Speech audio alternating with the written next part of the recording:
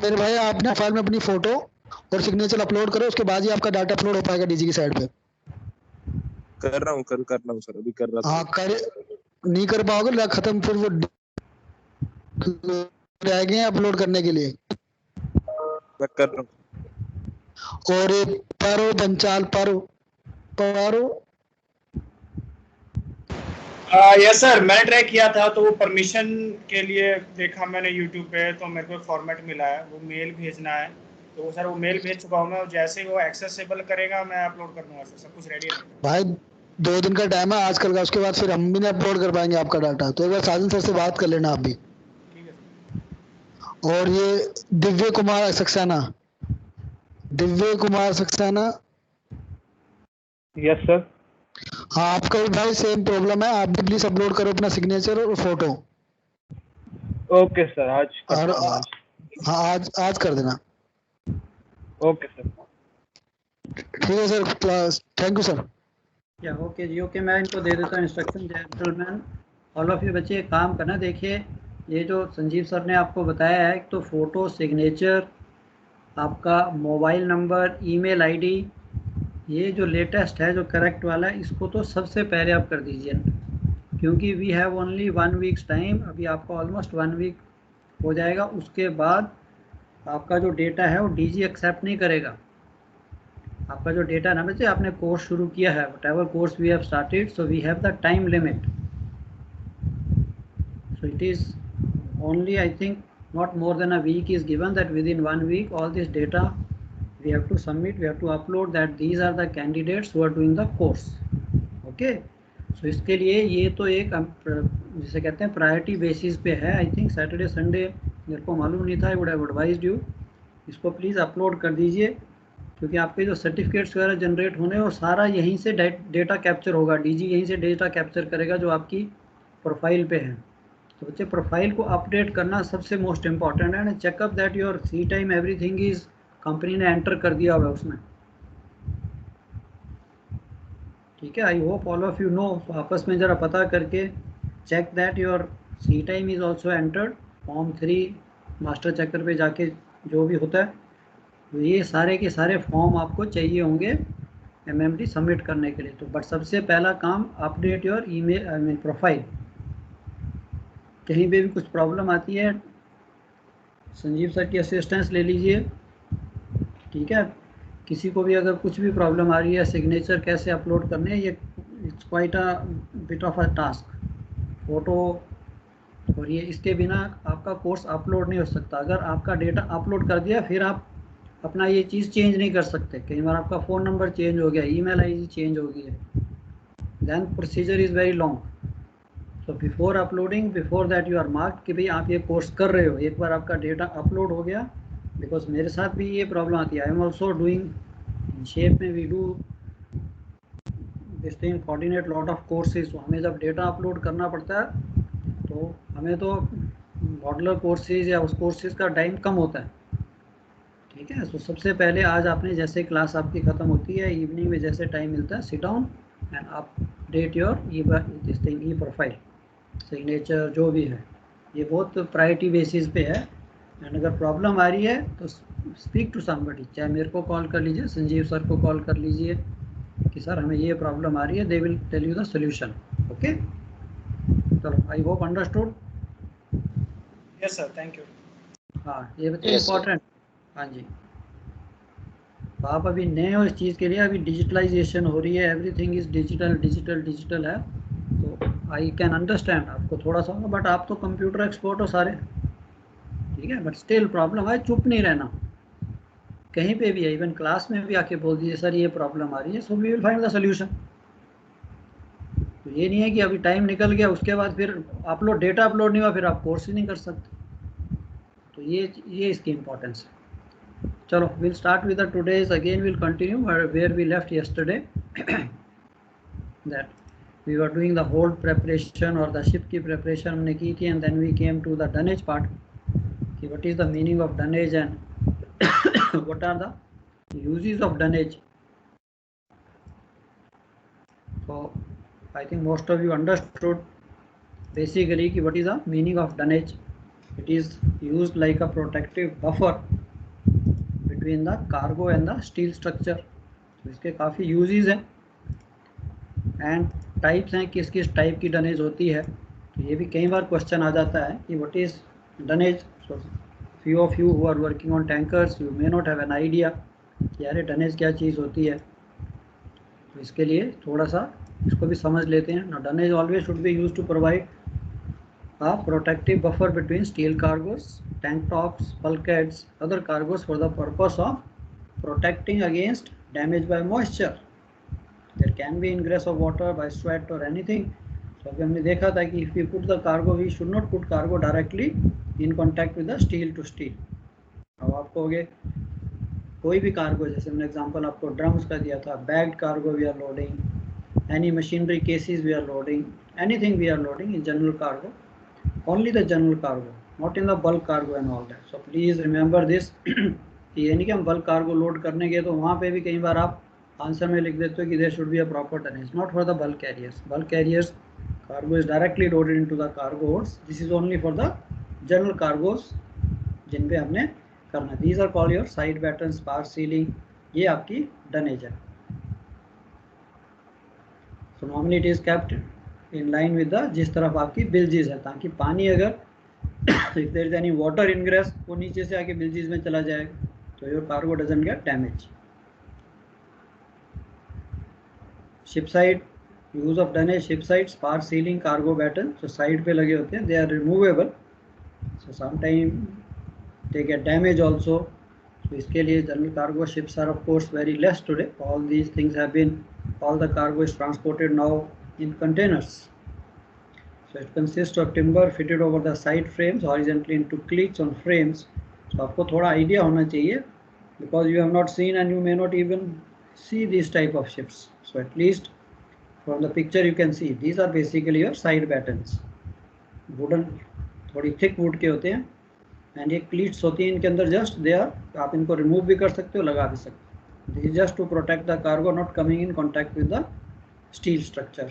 Plus ventilation के लिए भी हेल्प करता है, सर्कुलेशन हो जाएगी. सपोज बैग्ड कार्गो लोड किया, if I am doing the ventilation, so ये फ्रेम्स के ऊपर लगे होते हैं, सो एयर सर्कुलेशन भी उसके लिए भी ये हेल्प करता है. सर ये जो शिप साइड की स्पार सीलिंग बता रहे हैं आप, ये सेम रहता है ना एज ऑफ दैट जो प्रोटेक्शन के लिए, सिक्योरिंग के लिए यूज करते हैं हम स्टोर्स वगैरह में? स्टोर्स वगैरह में उसमें वुडन बैटन्स अटैच कर देते हैं सिक्योरिंग पे. या नॉर्मली इन द होल्ड्स. आजकल आपके शिप में नहीं, normally only on general cargo ships पे होते थे. जनरल कार्गो शिप क्या होता है, जिसमें जैसे आपने देखो this is the hold and we load cargo directly into the hold, like machinery cases, bagged cargo, anything. आजकल ये सारा कार्गो कंटेनर्स में जा रहा है, but this is the general cargo का होल्ड लुक्स लाइक दिस. उसमें ये जो आपकी शिप साइड है, शिप साइड में you have seen the frames, all of you must have seen the frames ship side के ऊपर, इजंट इट, साइड्स में उन फ्रेम्स पे ये क्लीट्स लगी होती है एंड देन उन क्लीट्स के ऊपर ये एक ही लेंथ नहीं होती, छोटी छोटी लेंथ होती है, जैसे इतनी होगी मे बी 2 मीटर 3 मीटर की, and then you can put it. This is a thick wood. ये अलग वुड है, ये थोड़ी परमानेंट होती है, थोड़ी बेटर क्वालिटी की होती है, तो इसको खाली आप लगा सकते हो और निकाल भी सकते हैं. ये रॉ वुड होती है तो टूट जाएगी, ख़राब हो जाएगी, जैसे कार्गो डिस्चार्ज हुआ दिस डनेज, इसको हम फेंक देते हैं, बट ये नहीं, ये इसी तरह रहेगी.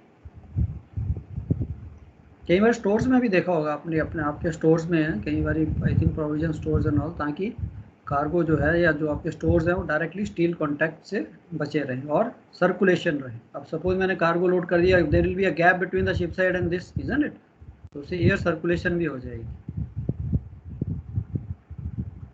ट्विन डेक में नॉर्मली वी हैव डबल. अब इसके क्या और क्या क्या यूज है ये तो हमने देख लिया. So there are basically few reasons why dunnage is necessary on general cargo ships while loading general cargo. So prime importance is to keep the cargo away from steel bottom of the hold, and steel bottom condenses the moisture in air and these droplets of moisture over a period of time can damage the cargo. ये तो एक use हो गया. अब और uses क्या क्या हैं इसके, किसी के मन में आता है और क्या यूज हो सकता है इसका?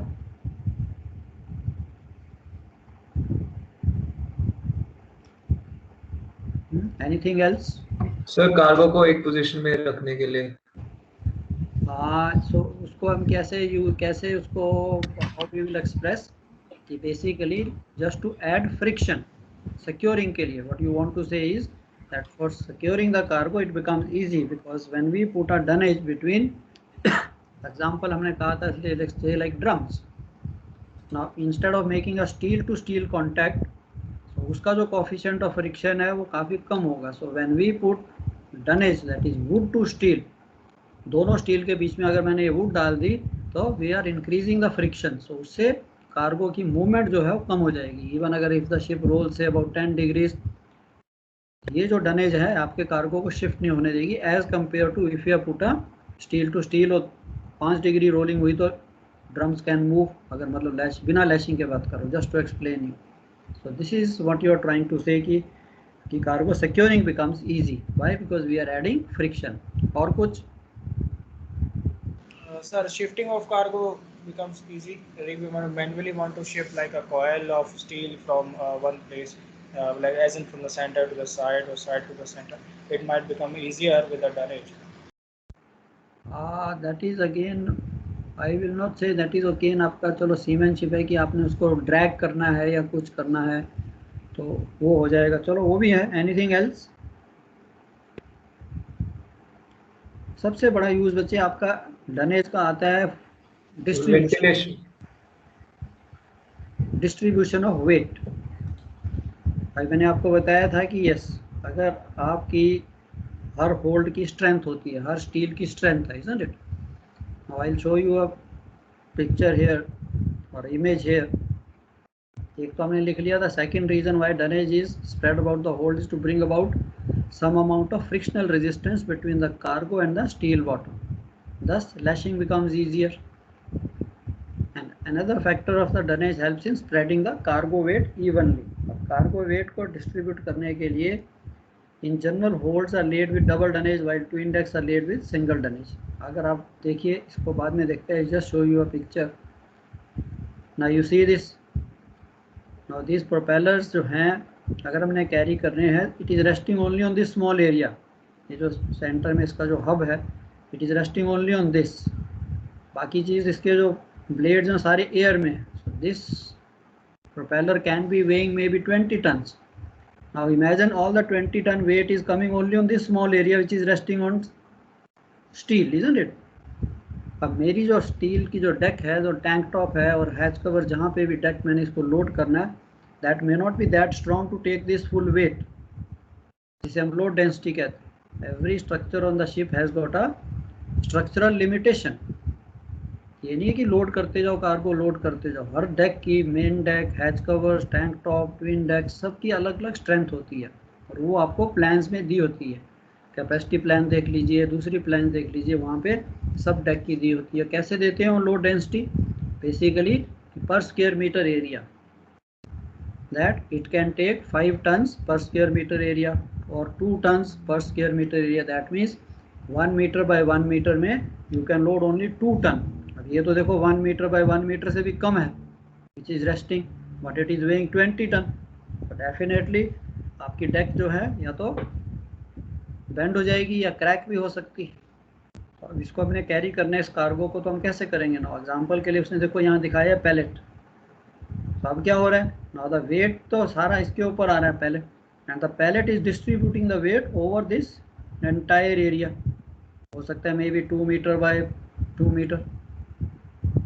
अब 2 मीटर बाय 2 मीटर में अगर मैंने इस एरिया को डिवाइड कर दिया, सो 20 टन का वेट जो है the deck can easily take. 5 ton per square metre मेरी लोड डेंसिटी है, isn't it?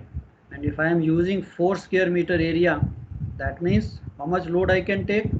20 ton, isn't it? So this is the basically the biggest use of dunnage. अब इसको हम कैसे करते हैं? Now you see this, ये आपके हैच कवर हैं. If I have to load some heavy lift, कोई 100 टन का कार्गो मैंने लोड करना है, which is resting, जो उसका जो रेस्टिंग एरिया है हो सकता है वो थोड़ा सा हो. Example steel coils. अब स्टील कोयल्स भी जब हम देखेंगे, स्टील का भी आई will show you that how the steel coils और स्टील कार्गो भी हमारे सिलेबस में है. स्टील कार्गो लोडिंग या स्टील कार्गो सिक्योरिंग. तो जो स्टील कार्गो होता है उसकी भी जो कॉइल्स हैं, they are resting very little bit on the deck, but उसका weight is about 10 to 15 ton. तो इसके लिए ये जो डनेज है, now you see the size of dunnage has changed.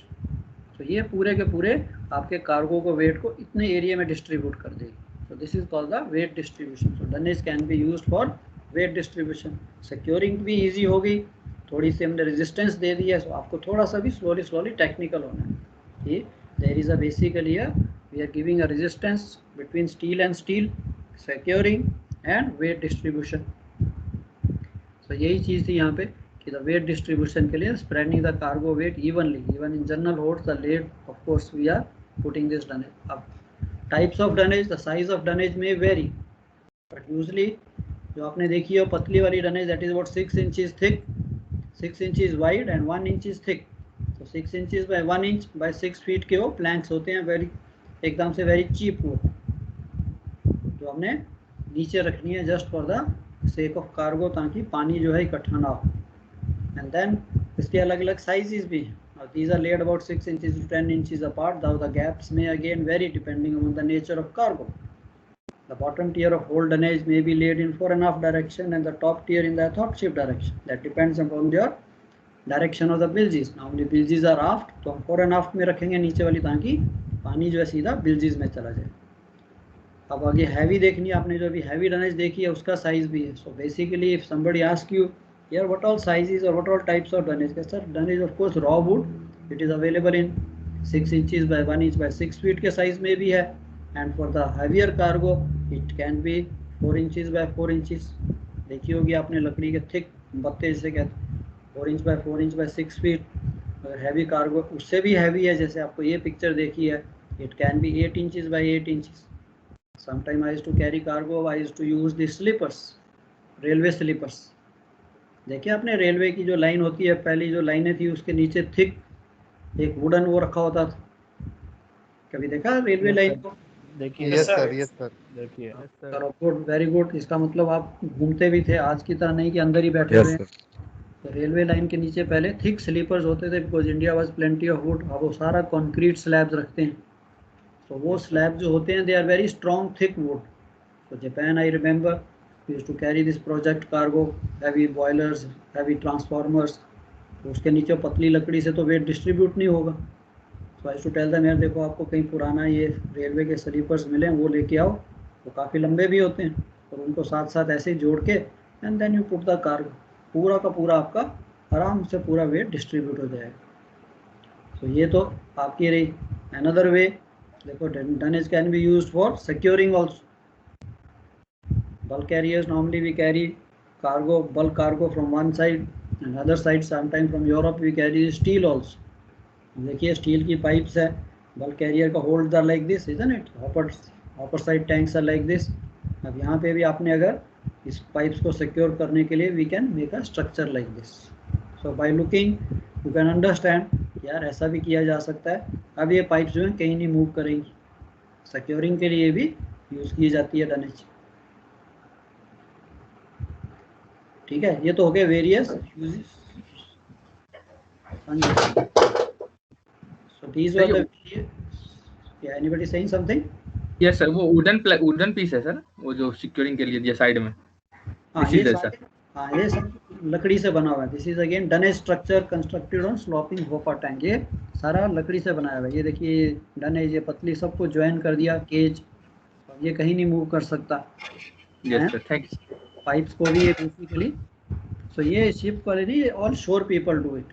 So when we are loading the cargo, जैसे आपकी lashing gang होती है, same way this is a lashing and securing gang people, they come. ठीक है, सो ये सारा का सारा शिप ओनर अरेंज करता है. They only, the ship owner has to pay for all these things, but हमारा काम है सुपरवाइज करना. चीफ ऑफिसर ऑल्सो ऑर्डर्स, यहाँ भी ये इतना लेके आओ, ये सामान इतना चाहिए, तो सबका रिकॉर्ड चीफ ऑफिसर रखते हैं. फाइनली द शिप ओनर के ऊपर ही सारी एक्सपेंसेस आते हैं. बट ऑफ कोर्स हमने क्या देखना है, safety of cargo, securing of the cargo.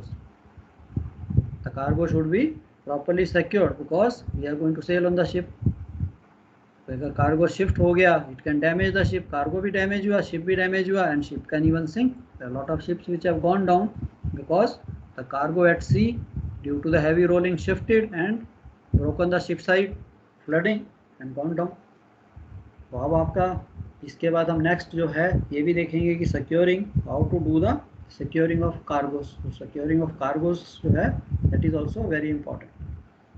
अब आ गया नेक्स्ट इज कंटेमिनेशन। कंटेमिनेशन क्या होती है? Contamination is cargoes which tent easily. For example आपने होल्ड में T, flower, sugar should be kept well away from the strong smells. There are so many cargoes which have got a very strong pungent smelling. Sometimes you carry fish cakes, fish meal, उसमें fish की smell आती है. We used to carry dry fish to Africa from India.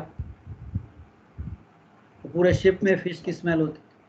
अब उसके साथ अगर मैंने T chest load कर दी, टी चेस्ट क्या होते हैं? स्मॉल स्मॉल प्लाईवुड की बॉक्सेस जिसके अंदर ये टी के बॉक्सेस होते हैं जो हम घर में यूज़ करते हैं. That is called T chest. तो चाय पीते हुए आपको फिश की स्मेल आएगी और फिश खाते हुए आपको चाय की स्मेल आएगी. तो ये चीज़ भी आपकी इम्पोर्टेंट आ जाएगी when we are going to do the cargo plan, when we are going to make a cargo plan. तो ये चीज़ भी माइंड में रखनी होती है that strong smelling cargoes they should not be loaded in the same hold. तो अलग अलग होल्ड में होने चाहिए. तो ये क्वेश्चन भी आपके उसमें है, making a storage plan. Segregation, very right you said. Separation of the cargoes या सेग्रीगेशन जो है कि हमने कैसे कैसे करनी है. तो यहीं से आपको आइडिया मिलेगा once we go to the यार व्हाट इज कार्गो प्लान. अभी नहीं, थोड़ा सा हम समझ लें पहले कार्गोज को, then we will come to the cargo plan क्या होती है and how this different cargoes can be stored in same और डिफरेंट कंपार्टमेंट. तो ये सारी चीज़ अब आप थोड़ा सा आपने पढ़ा भी होगा प्रीसी में, आप थोड़ा सा हम डिटेल में पढ़ेंगे. तो कंटेमिनेशन जो है, अगर कार्गो कंटेमिनेट हुआ, ख़त्म, finished, damage, spoiled, cargo claim. Ship owner has to pay. आपको नहीं पता लगेगा, नॉट ओनली कि अभी कार्गो उतरा तो साथ साथ ही कार्गो क्लेम आ जाएगा. It takes time. So finally जो शिप ओनर है, he will tell the company यार आपके ऑफिसर्स कैसे हैं, they can not take care of the cargo. Similarly dirty cargo should never be carried in the same compartment. तो ये भी important चीज़ है. तो ये सारी चीज़ें chief officer when is planning the cargo, when is making the plan, of course most of the time today everything is going in containers. And containers की भी प्लान जो है, जो आपके प्लानर्स हैं, central planner, they make, but as a chief officer they have to approve that plan. उनको भी पता होना चाहिए कि ये सारी कौन सा कार्गो कहीं कंटेमिनेट तो नहीं होगा, दूसरे कार्गो को डैमेज तो नहीं करेगा. Next comes your separation. Now what is basically separation of cargo? Separation of cargo से आप क्या समझते हो? When we talk about separation of this general cargo, एक होल्ड में हमने कार्गो लोड करना है. Sir different type of cargos को डिफरेंट कंपार्टमेंट्स में रखना. वो तो बच्चे हो गया कि that is basically what we call segregation. Separation is example you are loading, जैसे आपने स्टील पाइप्स देखी हैं या स्टील प्लेट्स देखी हैं, या एग्जांपल से कार्गो इन बैग्स, कोई भी cargo. Now I may be loading से 5000 टन्स ऑफ स्टील प्लेट्स. तो सारा कार्गो एक ही तरह का दिखता है, it is same similar type of cargo, but it is for different ports. Example, India is importing, Steel Authority of India is importing steel pipes. ये बड़ी बड़ी पाइप्स हैं. अब हमने पूरा का पूरा होल्ड जो है अपने स्टील पाइप से भर दिया, बट अब जब इसकी डिस्चार्जिंग करनी है तो ये जो डिस्चार्जिंग है ये अलग अलग पोर्ट्स के लिए है. Maybe 2000 tons for Bombay, another 2000 tons for Cochin, and maybe another 2000 tons for Chennai. Cargo is same. अब सेम कार्गो है, ठीक है, हम लोड कर सकते हैं. हमने दे दिया, हमने अपनी पोर्ट वाइज पोर्ट रोटेशन देख ली.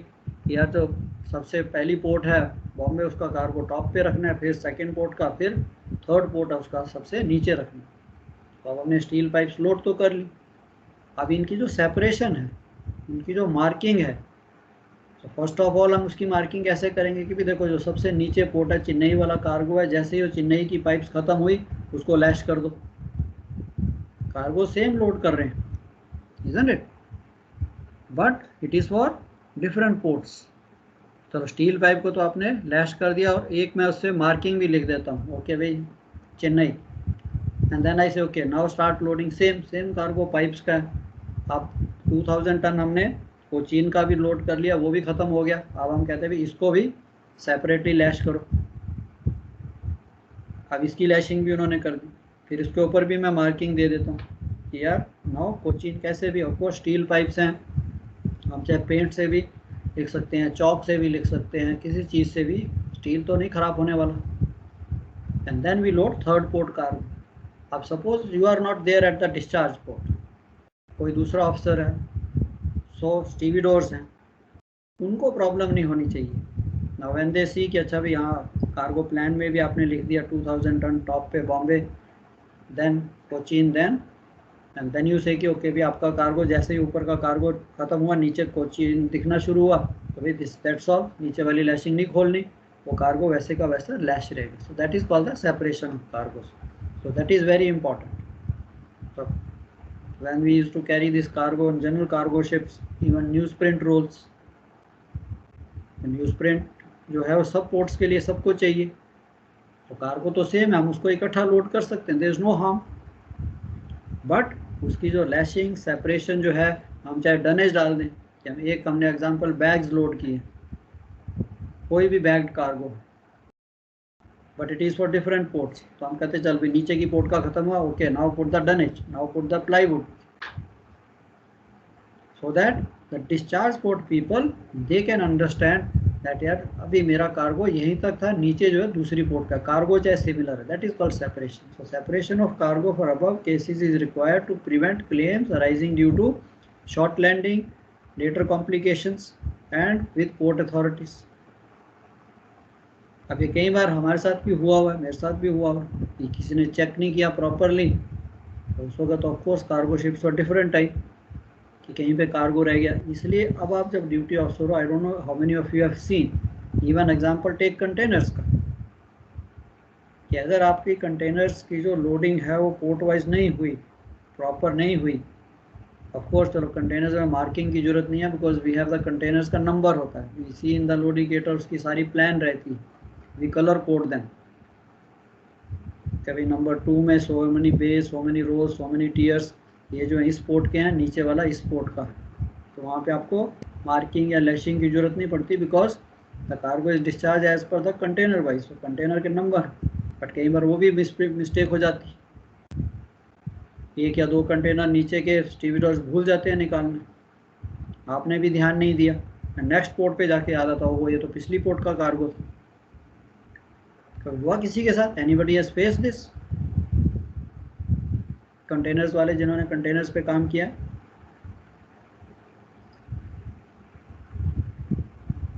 यस और नो? नहीं फेस किया कभी? नहीं सर, बट इस सिचुएशन में होता क्या है फिर? हाँ जी, इस सिचुएशन में होगा क्या फिर अगर कोई कंटेनर ऐसे भूल गया और अगले पोर्ट पे जाके पता लग रहा है? अच्छा देखिए मैं आपको एक एग्जांपल बताता हूँ, हमारे साथ ही था कि मानो भाई बैचमेट ही join ship in Bombay as a chief officer, and Bombay से शिप गया कांडला, जनरल कार्गो शिप की बात थी ना, उस टाइम ट्विन डेक में हमारे पास लॉकर्स होते थे, तो उन्होंने ठीक है cargo chief officer after 1 day or 2 days the ship sailed out, and when the ship goes to Kandla, and जब उन्होंने नंबर 3 होल्ड खोला, उसके अंदर लॉकर था ऊपर ट्विन डेक पे, उसका दरवाज़ा खोला तो अंदर में news print roll 58 news print rolls Bombay cargo वहीं पड़ा हुआ था। तो अब उस चीफ ऑफिसर ने कहा ठीक है स्टीविडोर एजेंट को बुलाया कि यार ऐसे ऐसे तो बॉम्बे कार्गो है, बाय मिस्टेक ये डिस्चार्ज नहीं हुआ, किसी ने देखा नहीं, कोई लॉकर था उसके डोर्स बंद थे, सबने ऊपर से नज़र मारी, हाँ जी ठीक है कार्गो ख़त्म हो गया चलो, तो सबने ये सोचा कि चीफ ऑफिसर कैप्टन ने कि चलो कोई बात नहीं, कांडला से बॉम्बे तो नज़दीक है, अभी इसको डिस्चार्ज कर देंगे, ट्रक में डाल के इसको बॉम्बे ले जाया जा सकता। तो मैटर वेंट अप एंड चलो जी एवरीवन केम, उन्होंने कहा यार ऐसे ऐसा हो गया, चलो कोई बात नहीं, कंपनी को भी था। बट जब थोड़ी देर के बाद एजेंट आया तो उसने जाके पूछा, उसने कहा captain no sorry, customs do not allow, customs are saying this cargo is not meant for this is for Bombay, so we cannot allow to land this cargo in Kandla. So 58 rolls के लिए ship had to go back to Bombay, imagine that. So chief officer demoted second officer, demotion. अब उसका क्या कसूर है, वो 2 दिन पहले ज्वाइन किया, जैसे नो, चाहे 1 दिन पहले ज्वाइन किया, चाहे 1 घंटे पहले ज्वाइन किया। Sir custom officer by road क्यों नहीं जाने दिया सर, क्या प्रॉब्लम ये बच्चे रूल है ना, ये हर पोर्ट का, नॉट इंडिया का, ये हर कस्टम का रूल है। They will not allow, that's what it is written the complication with port custom, okay sir. Not only in India, it is all over the world. This customs will not allow, they say no, this cargo is not meant for this port, we cannot allow this cargo to land here. अगर आपका 2 container भी रह गए, अगर आपने नहीं ध्यान दिया, तो यहाँ पे I want to stress, that's why I am stressing on this separation of cargo. So do not think of the general cargo time. General cargo में तो हमें बहुत विजिलेंट होना पड़ता था, बिकॉज कितने कार्गो एक ही होल्ड में थे। कोई मशीनरी केस लोड किया, कोई ड्रम्स लोड किए हुए, कोई पाइप्स लोड किए हैं, कोई बिलेट्स, कोई और कुछ और, so many cargo for different ports एक ही होल्ड में होता। इसके लिए कार्गो प्लान जो है उस टाइम से चल रही है। आज जो आप कार्गो प्लान देखते हो बहुत इजी है कंटेनर्स के साथ, बट उस वक्त कार्गो प्लान जो था, पहले उसकी पूरी प्लानिंग करनी और फिर बनाना और फिर कार्गो प्लान को मॉनिटर करना जो था, it was a tough job for the duty officers. तो इसलिए आपके लिए भी now this is my question coming, कि वहाँ पे तो फिर उन्होंने मना कर दिया कि नहीं भाई नहीं, तो कंपनी को गया, तो कंपनी ने तो चीफ ऑफिसर को पकड़ लिया। अब जो चीफ ऑफिसर गया है, ड्यूटी तो उसकी बनती थी, क्योंकि नए चीफ ऑफिसर ने तो लॉग बुक में देखा ड्यूटी ऑफिसर से नहीं लिखा हुआ था number 3 hold checked and found void of cargo for Bombay. अब आपके लिए भी यही है कि whenever you are working on the cargo watch, कोई भी शिप है, चाहे वो बल्क कैरियर है, चाहे वो कंटेनर शिप है, चाहे कुछ भी है, जिस पोर्ट का कार्गो ख़त्म होता है, एग्जांपल कंटेनर्स में भी यही होता है, पूरा होल्ड तो खाली नहीं होगा, isn't it? Suppose you have discharge cargo for Tokyo, नीचे हो सकता है नगोया का कार्गो, इजंट इट? ऐसा तो है नहीं कि पूरा का पूरा होल्ड जो है टोक्यो में खाली हो जाएगा। तो लॉग बुक में ये एक लाइन लिखनी बहुत ज़रूरी होती है, जो मैंने भी देखा है कि आजकल ऑफिसर्स को इस चीज़ की नॉलेज नहीं है। जब आप देखते हो कि यस, आप लिख लेते हो कि cargo finished completed, number 3 hold finished, no, वहाँ पे आपने लिखना है cargo for the port of Tokyo for all containers for Tokyo discharge from this bay. तो इसके लिए यहाँ पे आपकी जो एक रिस्पॉन्सिबिलिटी यहाँ पे काम आती है कि हाँ भाई आपके पास, इसीलिए चीफ ऑफिसर आपको प्लान की कॉपी देते हैं। अब ये नहीं कि हमने एबी को बोल दिया हाँ भाई ठीक है हो गया, ओके कहाँ सर सब डिस्चार्ज हो गया, no, this is the difference between AB and the officer. कि आपने प्लान से देखना है कि हाँ भाई we are now coming Tokyo, अच्छा टोक्यो का cargo in so and so bay, normally डी हैव 2 बेज इन 1 होल्ड, तो normally we used to write cargo for Tokyo और number 3 hold checked, all cargo for Tokyo discharged, isn't it? So this is a very important thing. उसके लिए आज का आपके पास port log है, आप बे wise उसमें लिखते जाइए। और इवन से बल्क कैरियर में भी जैसे ही आपका कार्गो खत्म हो सकता है, some time bulk carrier load for maybe 1 or 2 ports, and जैसे बल्क कैरियर तो ईजी है कि वो पूरा का पूरा कार्गो नॉर्मली एक ही पोर्ट का होता है कि आप पूरा होल्ड उसने खाली कर दिया, एंड देन वहाँ आपने लिखना है कि okay number 3 hold check found void of cargo for the port और found completely void of cargo. तो ये इंपॉर्टेंट, कई बार स्टीविडोर हो तो भूल जाएंगे, उनका भी गैंग्स चेंज होती हैं, वॉचेज चेंज होती हैं, थोड़ा सा कार्गो की कोने में रह गया, वो बुलडोज़र ने इकट्ठा कर दिया कि हाँ जी हो गया, ऊपर से उसने देखा, उसने बुलडोज़र निकाल दिया कि ठीक है ग्रैब ने आके उठाना, मेरा काम तो ख़त्म, because every shift has to work, isn't it? So ये रिस्पॉन्सिबिलिटी आपकी ड्यूटी ऑफिसर्स की आ जाती है। कल को आप जाओगे, so work very in a responsible way, जाइए चेक कीजिए योरसेल्फ, रात है तो लाइट वाइट लगा के कि हाँ यार कोई कार्गो पेंडिंग तो नहीं है, okay? So this becomes very important. So there may be numerous ways of separating cargoes bound for different ports. तो इसलिए मैंने कहा कि सेपरेशन जो है उसको अब कैसे हम सेपरेट करेंगे, डिफरेंट कार्गोज हैं। कई बार कोई आपको पूछ भी सकता है कि यार you are loading same type of cargo in the hold for different ports, तो आप उसको कैसे सेपरेट करोगे? How will you identify, how will you make sure that at the discharge port this cargo is identified by everybody? तो उसके साथ sir क्या उसको हम अलग से मार्क कर सकते हैं? कैसे मार्क कर सकते हैं सर? लेबल कर सकते हैं, नाम लिख सकते हैं, पेंट कर सकते, कलर कोडिंग कर सकते हैं। या सो सम टाइम है कि कंटेनर्स वगैरह को नहीं बाई चांस आपने मार्किंग करनी, बिकॉज कंटेनर्स डीफेस नहीं कर सकते, उनके ऊपर मार्किंग, उनके ऊपर पेंटिंग नहीं करनी, बट जनरल कार्गो भी ऐसी चीज़ यूज़ करनी है जिससे कार्गो ख़राब ना हो, इज़न्ट इट? तो यहाँ पर उसने लिखा है कि इसका पर्पस क्या, failure to do this at the time of loading will create chaos at discharging port. With short landings, residual cargo, since the excess cargo that would remain would not be permitted to be discharged in the subsequent port without creating more paperwork and expenditure. तो ये चीज़ एक serious matter है, इसको lightly नहीं लेना, हो सकता उस वक्त नहीं है, बट बैकग्राउंड में there is lot of paperwork starts, lot of legal matter starts, lot of money will start. So in fact, cases have arisen where ships have been arrested for landing cargo not destined for that port. Customs take a very strict view of this in many parts of the world. This is what I was talking. So you got to be careful where this type of cargo is concerned. तो उसकी planning, separation जो है loading port पे बहुत important हो जाती है, ताकि दूसरा बंदा मिस्टेक ही ना करे, सारा का सारा कार्गो उस पोर्ट का डिस्चार्ज हो जाए. So this is, thus it is of paramount importance to ensure cargoes are efficiently separated, marked, so that an uninitiated the cargo discharge may proceed smoothly. So you have to load cargo, ऐसे load करना है. If you ask me my advice, here I may not be there, there may be a different officer. उस बंदे को क्या पता लगेगा, मेरे को तो पता है, because मैंने मेरे सामने लोड हुआ, I know everything.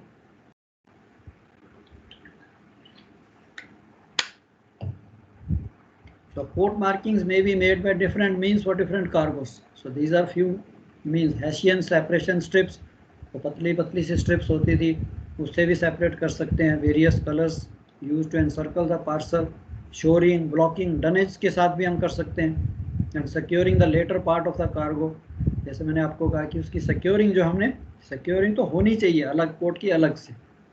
ये नहीं है कि आपने स्टील पाइप्स लोड की और पूरी ऊपर से नीचे तक, एंड देन आपने पूरा सारा का सारा इकट्ठा एक ही ब्लॉक सिक्योर कर दिया.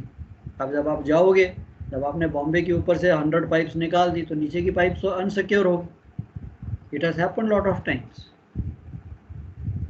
इसके लिए हर पोर्ट का कार्गो चाहे वो सेम है, it must be secured also separately, because discharging port पे those people will not secure the cargo. वो कहेंगे उनकी रिस्पॉन्सिबिलिटी नहीं है, एंड अगर आप उनको बोलोगे सिक्योर करो, they charge 10 times the money. फिर ऑफिस आपको पूछेगा why this cargo was not secured at the loading port. Paper sheets, lashing ropes with colour strips of cloth wrapped around joints, turn buckles, कैसे भी कर. Different cargo used as separation. Different cargos, cargo ही अगर अलग अलग है, जैसे steel pipe and steel plate, then तो नो प्रॉब्लम. अभी सपोज मेरे पास स्टील प्लेट्स हैं, वो एक पोर्ट की हैं, स्टील पाइप्स हैं दूसरी पोर्ट की, नो नीड, कार्गो ही अलग है. अंधे को भी दिख जाएगा कि ओके यार आपकी स्टील पाइप्स हैं, आप इसको निकाल दीजिए, स्टील प्लेट्स आपकी पोर्ट के लिए नहीं है. Where steel cargo is loaded, oil-based paint is also sometimes used, since others may not be suitable due to partial rusting of plates. Method depends on type of cargo. Separation क्या है कि yes, अलग अलग cargo है तो उनके अलग अलग मेथड्स भी हो सकते हैं. Instance bagged cargo bye separation blocks. Bagged cargo load किया, राइस इन बैग्स या फर्टिलाइजर इन बैग्स, उसके ऊपर भी आप कोई ना कोई सेपरेशन डाल सकते हो, डनेज डाल सकते हो कि भी यहाँ तक है, पर उसको लिख दीजिए. Steel rails by chalk marks, water paints और strands of wire. Lot of steel is imported by India.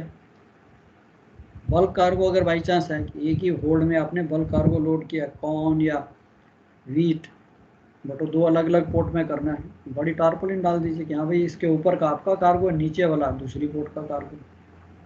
Cotton bales, jute bales by ropes, yarns, timber by water paints. There are lot of things. ये सारी आपकी leadership quality, innovation पे है कि how your brain reacts कि हाँ यार इसको मैं कैसे अलग से दिखा सकता हूँ. Use of polythene sheeting in various colours. आजकल तो पॉलीथीन है, nowadays lot of very high take, you know, these materials are there to separate the cargo.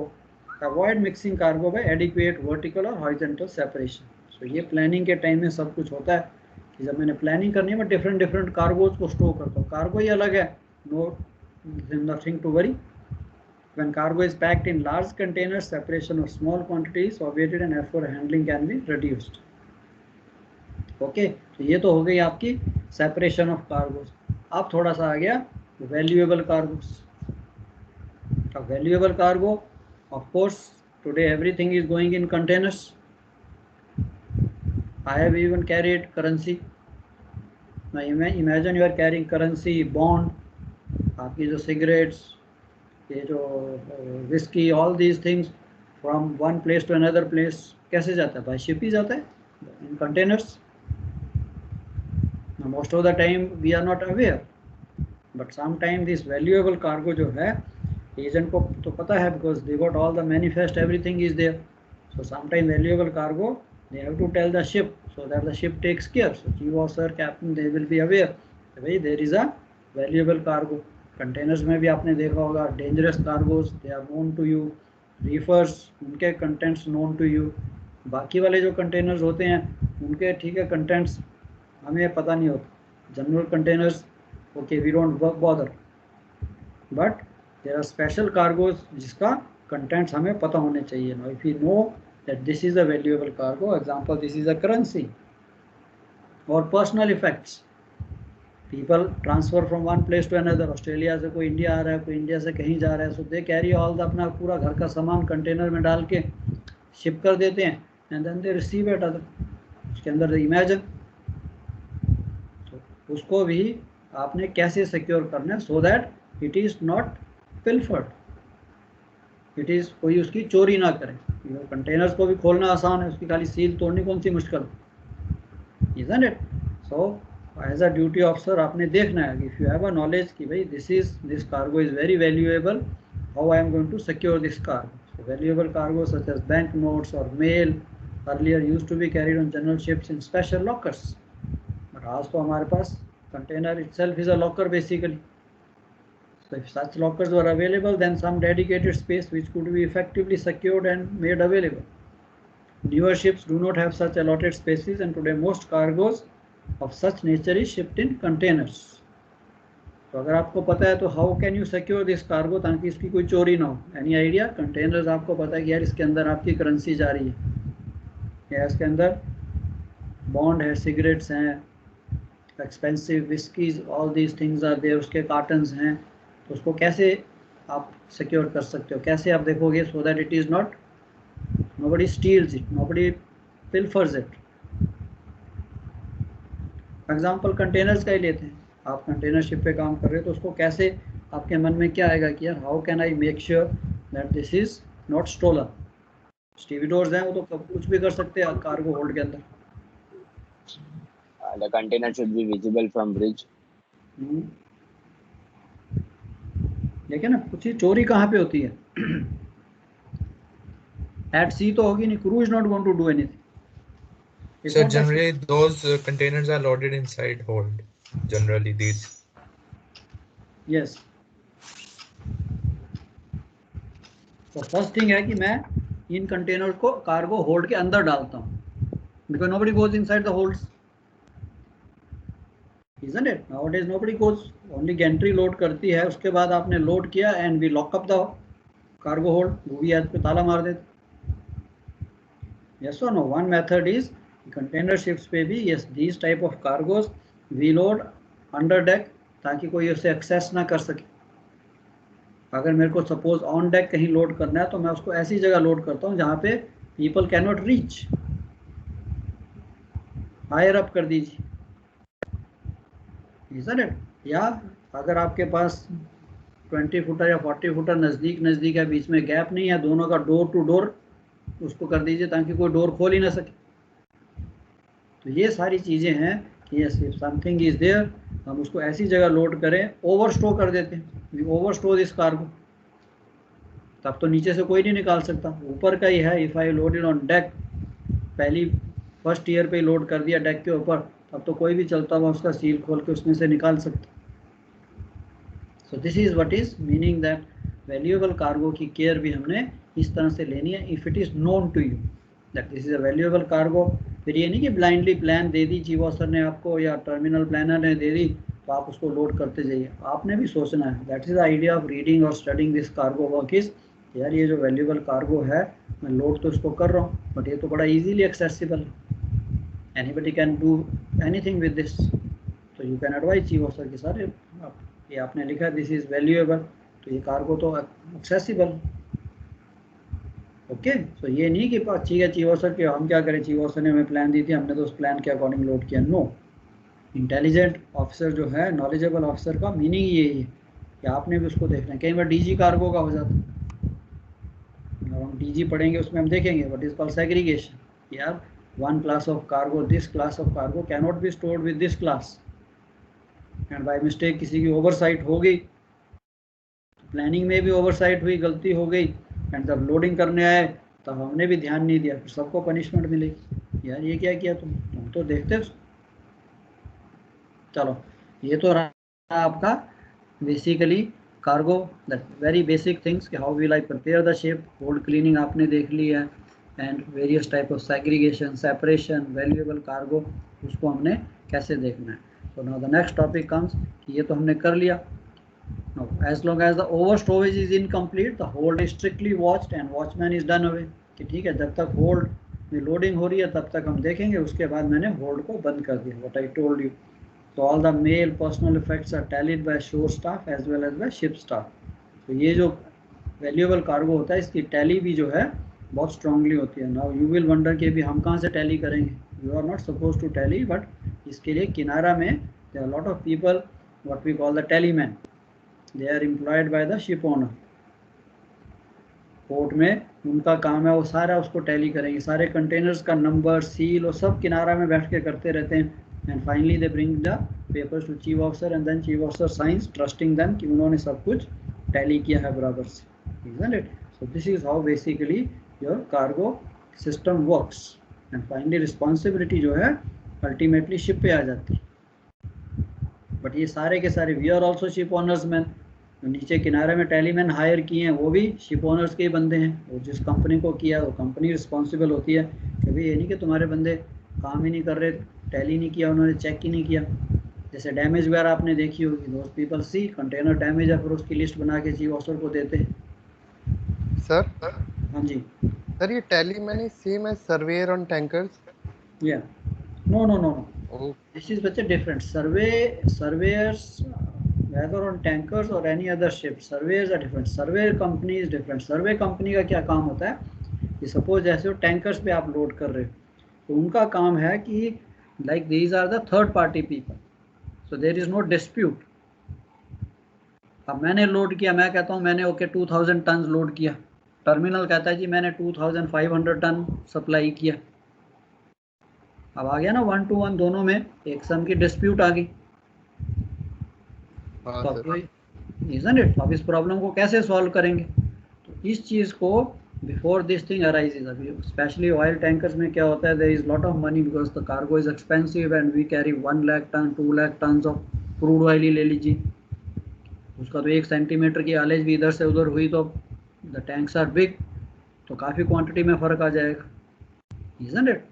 So इतने million and millions of tons of cargo is transported, oil is transported from one part two other part. तो इस चीज़ के लिए वो क्या करते हैं, they are not dependent, सो इसके लिए they hire the survey company. तो सर्वे कंपनी में आपके एक्स मास्टर मैरिनर्स जो हैं, lot of technical people are there, जिनको शिप्स की नॉलेज है, शिप्स को सब कुछ किया है, सो दे कम एज अ सर्वे करने के लिए। फिर वो आपका सर्वे करेंगे, पहले टैंक्स को चेक करेंगे कि यार टैंक्स के अंदर कुछ है तो नहीं, टैंक्स आर एम्प्टी, ये तो नहीं कि आपने पहले से पानी भर के रखा हुआ है कुछ भी, सो टैंक ड्राई सर्टिफिकेट जिसे कहते हैं। एंड सिमिलरली उन कंपनी के बंदे हैं शोर टैंक्स को भी चेक करते हैं। चेक क्या करना, आलेजी लेनी, जैसे आपने बंकरिंग के टाइम में देखा होगा, वेरी गुड जस्ट एग्जांपल, जब हम बंकर लेते हैं तो one of our engineer goes in the bunker barge, तो उसके टैंक की भी आलेज लेता है, isn't it? तो सिमिलरली कई बार बंकरिंग में भी जैसे आपने देखा होगा सर्वेयर रखा जाता है ताकि डिस्प्यूट ना हो। तो उस सर्वेयर का क्या काम है, उसने बंकर बाज की भी अलेज टैंक की लेनी है, अपने जो शिप्स के टैंक है उसकी अलेज भी लेगा। अब वो कहता है जी ठीक है आप ऑयल ट्रांसफ़र कीजिए बाज टू द शिप, फिर वो आपके टैंक की अलेज लेगा, उनके टैंक की अलेज लेगा। So then there is no dispute कि हाँ भाई इस शिप से इतना गया, इस शिप में इतना तेल आया। थोड़ा बहुत फ़र्क हो सकता है, 1-2 टन 5 टन का फ़र्क हो सकता है, but not in 100 tons, isn't it? So finally जो है उसको फिर इस तरह से सेट, वो सर्वे चीज़ अलग है। ये टैली वाले होते हैं कि दे आर बेसिकली लाइक जैसे कंटेनर टर्मिनल में जिन्होंने कंटेनर्स पे देखा है, काम किया है, तो उनका काम है अभी कंटेनर लोड हो रहा है, सारा उसका नंबर नोट करना। Of course nowadays it is done by the scanner, scanners हैं आजकल, बहुत अच्छे अच्छे हाई क्वालिटी स्कैनर्स हैं, so they are getting rid of the human कि भैया कोई उसका पहले क्या होता था नंबर नोट करेगा, उनका मशीन होती थी keep on punching the number which is again electronically connected to the planner. जो सेंट्रल उनका जो सेंट्रल प्लानर है टर्मिनल में जो उनका जो कंट्रोल रूम है ऑटोमेटिक उस कंप्यूटर के साथ attach. It is very high tech today, containers are very very high tech, but basically चाहे आप इलेक्ट्रॉनिकली कीजिए, डिजिटली कीजिए या मैनुअली कीजिए, lot of time these young girls are working in the port, France, Spain and all that, so they keep marking, they keep noting the chain, जो उसकी आपकी seal होती है उसका नंबर, कंटेनर नंबर, फिर उनका मशीन है वहाँ पंच करते जाएंगे और वो सीधा का सीधा ऑटोमेटिकली जो लोडिंग कंप्यूटर है वहाँ पे टर्मिनल के पास जो कंप्यूटर उसमें पंच होता जाता है। So it is a very fast, that's why container business is very fast. Those are called the teleman. General cargo में भी ऐसा होता था। जनरल कार्गो में क्या था, जो भी कार्गो लोड कर रहा है, once the cargo crosses the ship's rails it is the ship's responsibility starts, उससे पहले it is everything the shore people. तो इसके लिए जैसे ही वो शिप पे होगा, अब कितना कार्गो लोड होता है, इमेजिन, शिप तो छोटी सी चीज़ नहीं है। तो मॉर्निंग में every morning these people will bring, वो सारे उन्होंने, उनका चीफ टेलीमैन होता है, वो सब अपने अपने होल्ड्स के पास बैठे हैं, 3-4 गैंट्री चल रही हैं या क्रेन चल रही है, वो सारे अपना काउंट करते जाएंगे, फिर वो चीफ टेलीमैन को देंगे, फिर वो सब कंपेयर करके फिर वो चीफ ऑफिसर के पास नेक्स्ट मॉर्निंग आएगा, then chief officer has to sign कि भाई ये कार्गो इतने टन, इतने पीसीस, इतने कंटेनर्स, ये सारे लोड हो गए। Normally container business is slightly different. When we do the containers, उस वक्त आई विल शो यू कि how this container operation basically works. अभी तक तो आपने सिर्फ थोड़ा देखा कि हाँ यार boxes they are loading like match boxes, उससे ज़्यादा तो आपने नहीं देखा होगा। तो हम थोड़ा सा हायर अप पढ़ेंगे जब हम कंटेनर्स पे आएंगे। ओके, सो टेलीमैन एंड सर्वे में फ़र्क, surveyors are the independent bodies and they are high officials, तो वो मोस्टली मास्टर मैरिनर्स हैं, दे आर वर्किंग, इंजीनियर्स भी हैं कई बार, ex chief engineer, they also become the surveyors and then they conduct this so that there is no dispute. Surveyors vote is final because they say कि हाँ भाई मैंने किया, जो dispute है let them settle how to settle it. Okay, I hope clear. Yes sir, clear sir. Yeah, चलो यहाँ तक है। Okay, have a cup of tea, 15 minute में मिलते हैं। 40 पे प्लीज़ वापस आ जाइए, 12:40।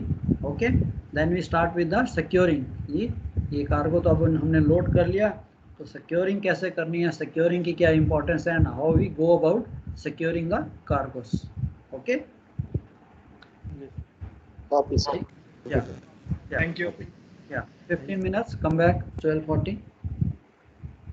Yes, yes, yes. Okay.